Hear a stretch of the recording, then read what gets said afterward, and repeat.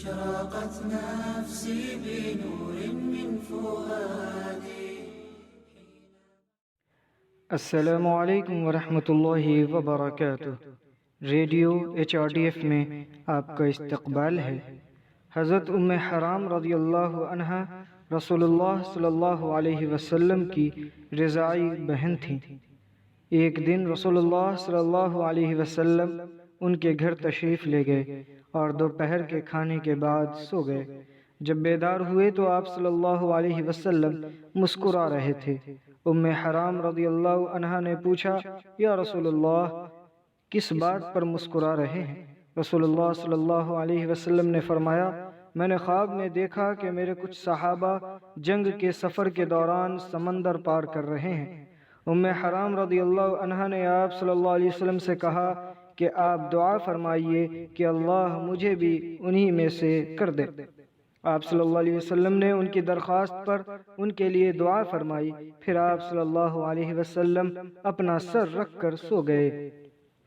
اس مرتبہ بھی آپ صلی اللہ علیہ وسلم بیدار ہوئے تو مسکرا رہے تھے۔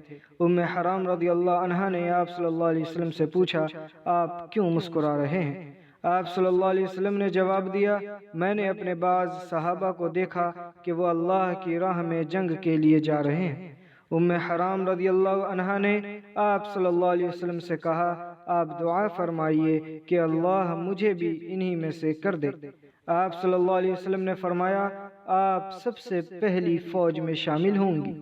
رسول اللہ صلی اللہ علیہ وسلم نے یہ پیشن گوئی ایسے وقت میں کی تھی جب جہاز اور بحری جنگ کے بارے میں سوچنا بھی ناممکن تھا۔ معاویہ رضی اللہ عنہ کے زمانے میں ام حرام رضی اللہ عنہ نے بحری سفر کیا تو وہ اسی سفر میں شہید ہو گئیں۔ تاریخ کے اوراق میں ہم کو ایسی اور بھی عظیم شخصیت ملیں گی۔ شہید ہونا حادثہ نہیں ہوتا، یہ ایک ایسی عورت تھی جسے ہم کمزور کہتے ہیں۔ اس عورت نے شہادت چاہی تھی، وہ مقصد کے حصول کے لیے بیتاب تھیں، دین حق کو فتح تک پہنچانے کا باعث بنی۔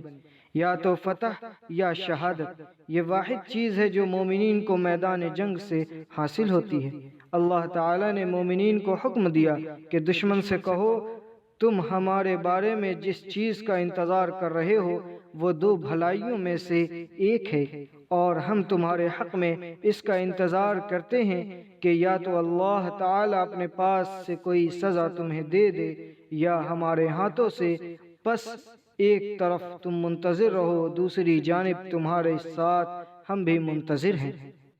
أشرقت نفسي بنور من فؤادي.